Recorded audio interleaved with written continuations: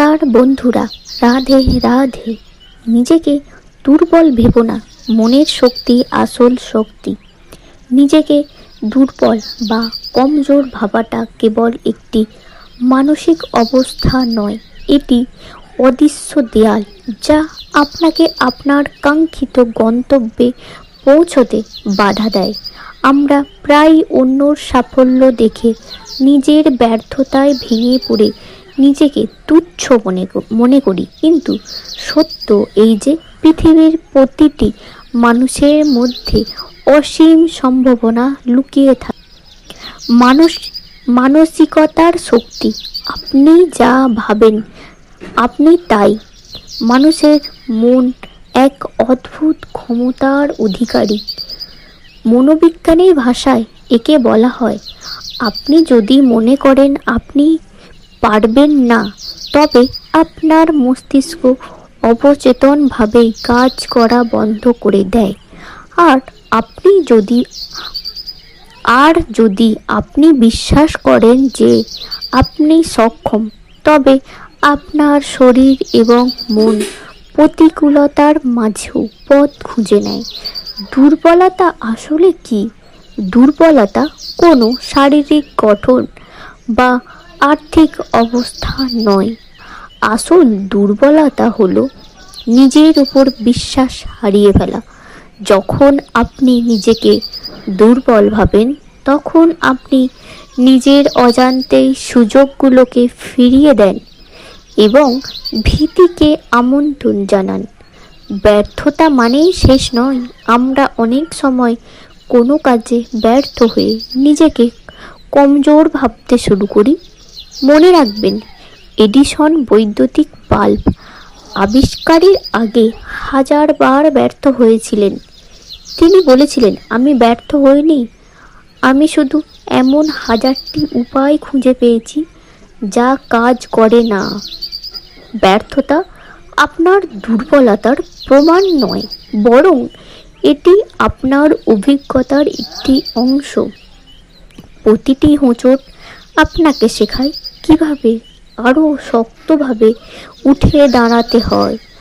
তাই একবার বা দুবার ব্যর্থ হয়ে নিজেকে অক্ষম ভাবার কোনো কারণ নেই। তুলনা করা বন্ধ করুন। আমাদের হীনমন্যতার বড় একটি কারণ হলো অন্যর সাথে নিজেকে তুলনা করা। সোশ্যাল মিডিয়ার যুগে আমরা অন্যর হাইলাইট রিল দেখে নিজের বিহাইন্ড দ্য সিনকে বিচার করি।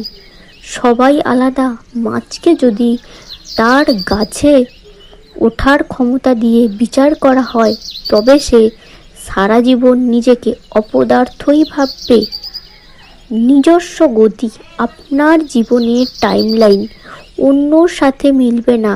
কেউ 25 বছরে সফল হয়, আবার কেউ 50 বছরে। তার মানে এই নয় যে পরের জন দুর্বল। আপনার সীমাবদ্ধতাই আপনার শক্তি হতে পারে। পৃথিবীর অনেক সফল মানুষের শারীরিক বা মানসিক সীমাবদ্ধতা ছিল। স্টিফেন হকিং কথা বলতে পারতেন না, নড়াচড়া করতে পারতেন না, কিন্তু তার মস্তিষ্ক মহাবিশ্বের রহস্য উন্মোচন করেছে। আপনি যাকে আপনার দুর্বলতা ভাবছেন, সেটাকেই আপনার অনন্য বৈশিষ্ট্যের হিসেবে ব্যবহার করতে শিখুন। অভাব বা প্রতিকূলতা মানুষকে পরিশ্রমী করে তোলে। আরামদায়ক জীবন মানুষকে অলস করে, কিন্তু সংগ্রাম মানুষকে শক্তিশালী করে। তাই আপনার বর্তমান প্রতিকূল অবস্থাকে দুর্বলতা না ভেবে একটি চ্যালেঞ্জ হিসেবে গ্রহণ করুন। আত্মবিশ্বাস অর্জনের উপায়, নিজেকে শক্তিশালী মনে করার জন্য কিছু কার্যকরী পদক্ষেপ নেওয়া জরুরি। ছোট ছোট লক্ষ্য নির্ধারণ। বড় পাহাড় এক লাফে চড়া যায় না। ছোট ছোট লক্ষ্য পূরণ করলে নিজের ওপর আত্মবিশ্বাস বাড়ে। ইতিবাচক সঙ্গ, যারা আপনাকে নিচু করে দেখে বা সবসময় নেতিবাচক কথা বলে তাদের থেকে দূরে থাকুন। অব্যাহত শেখা। জ্ঞান মানুষকে আত্মবিশ্বাসী করে। আপনি যে বিষয়ে নিজেকে দুর্বল মনে করেছেন সেই বিষয়ে পড়াশোনা বা প্রশিক্ষণ নিন। দক্ষতা বাড়লে ভয় কমে যায়। শারীরিক যত্ন। সুস্থ দেহে সুস্থ মন বাস করে। নিয়মিত ব্যায়াম এবং সঠিক খাবার আপনার আত্মবিশ্বাস বহুগুণ বাড়িয়ে দিতে পারে। ভয়কে জয় করা। ভয় হলো দুর্বলতার মূল উৎস।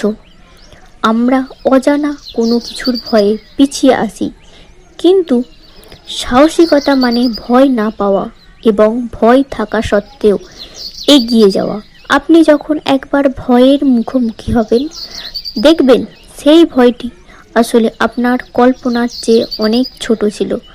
নিজেকে কোনোদিন কমজোর ভাববেন না, কারণ আপনি যদি নিজেই নিজেকে সম্মান না করেন তবে পৃথিবী আপনাকে সম্মান দেবে না। আপনার ভেতরে যে শক্তি আছে তা কেবল আপনার আবিষ্কারের অপেক্ষায়। অন্ধকার যেমন আলোর অনুপস্থিতি মাত্র, দুর্বলতাও তেমনি।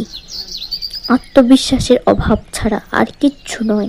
নিজের উপর আস্থা রাখুন, পরিশ্রম করুন। মনে রাখবেন, আপনার জন্ম হয়েছে বিজয়ী হওয়ার জন্য, হেরে যাওয়ার জন্য নয়।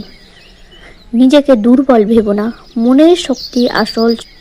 ভিডিওটি ভালো লাগলে লাইক দিন এবং আপনার প্রিয় মানুষের সাথে শেয়ার করুন। আপনাদের সম্পর্কে কোনো বিশেষ গল্প থাকলে আমাদের কমেন্টে জানাতে ভুলবেন না। সাবস্ক্রাইব করে পাশে থাকুন।